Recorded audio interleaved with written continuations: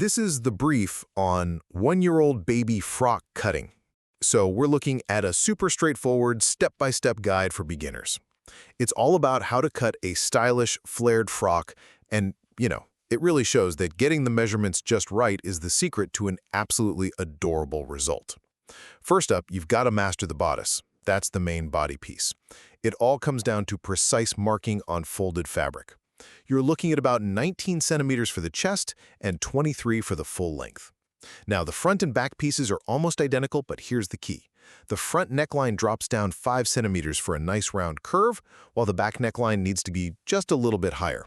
Second, let's talk about cutting that flared skirt. This is what gives the dress its volume. The design uses an A-line shape, which means it needs some serious width.